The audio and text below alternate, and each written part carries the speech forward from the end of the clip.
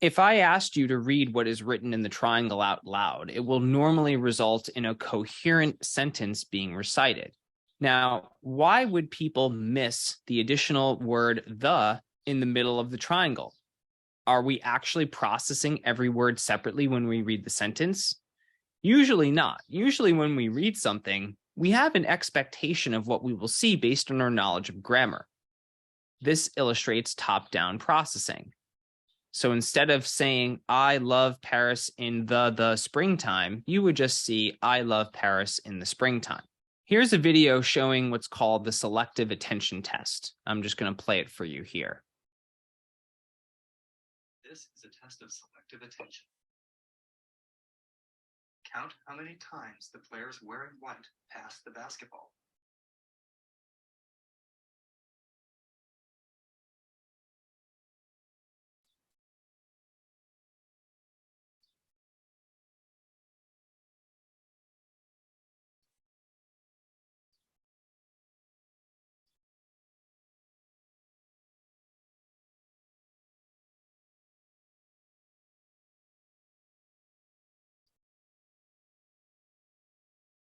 How many passes did you count?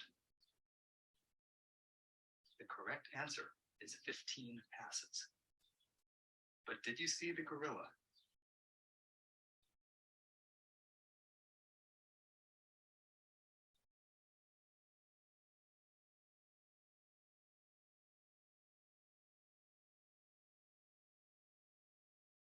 Essentially, when we're trying to pay attention to one thing, that is the people in white shirts passing a basketball, we might miss something that is very, in hindsight, very salient, very out of the ordinary.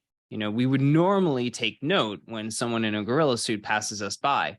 This famous dress also went viral about 10 years ago, and the dress got a lot of attention because people were debating whether the colors of the dress are blue and black or white and gold.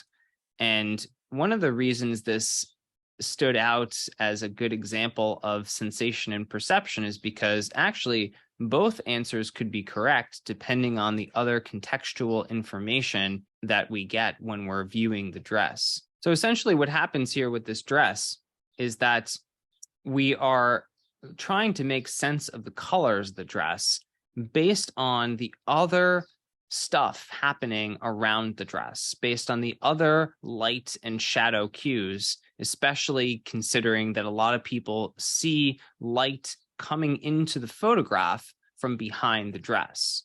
If we remove those light cues, if we remove the external stuff in the environment around the dress, then we see that the colors are actually exactly the same. And everyone, regardless of how they perceive the dress initially, will agree that the colors are the same when those external cues are removed.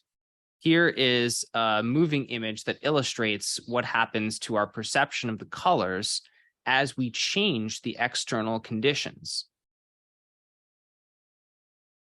While this essentially presents the dress in a normative sense, we know that the colors are objectively the same if we remove the surrounding cues. It still doesn't explain why some people are initially more likely to see the dress as white and gold and why other people see it as black and blue.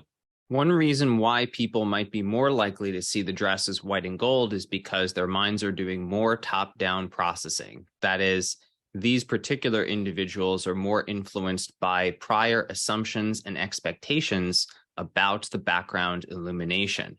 People who see the dress as white and gold actually show more brain activity in the frontal, parietal, and temporal lobes of their brain, meaning that their minds are doing extra work to incorporate those contextual cues like light and shadow and incorporating the pre-existing ideas and beliefs they have to figure out what they're seeing. There is also something called Gestalt psychology, or the idea that the whole is greater than the sum of the parts. Gestalt is synonymous with top-down processing. We are essentially using information from the environment to fill in the blanks and complete the whole. This means that we are taking into account not just what we are seeing, but also our expectations of what we should see based on other experiences with other types of things that are similar. So for the object on your screen on the bottom left, you don't just see a bunch of lines strung together randomly, you see a three-dimensional cube. On the bottom right, you don't just see a bunch of spikes. You actually perceive something spherical, like a ball with spikes jutting out of it. This is what we mean by top-down processing. We see something that represents the whole, not just the sum of the parts, because we're used to seeing similar objects around us all the time. And because we perceive them, we have schematic mental representations for what they are and for what we expect to see in terms of similar things in the future. But what about the opposite? What about bottom-up processing? Bottom-up processing represents the exact opposite. This is when we don't have any kind of coherent mental representation in place for what we're seeing. And so we have to create new ideas for what we're seeing. And this is, I think, why some people enjoy abstract art, because they don't yet have a schematic mental representation for what it is. They have to build one.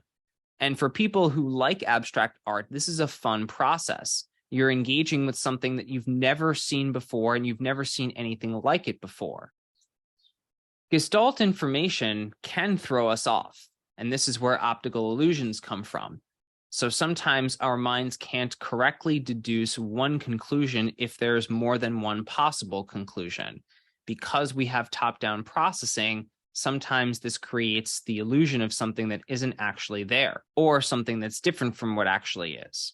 So here's a good example of an optical illusion. These two yellow lines, the bars on the top and bottom of the picture, are actually the exact same size in terms of their length. But the top one appears larger because it's further away on the train tracks, or what look like train tracks in front of us. Because we're used to seeing things this way, it throws off our perception and we perceive the top line as bigger.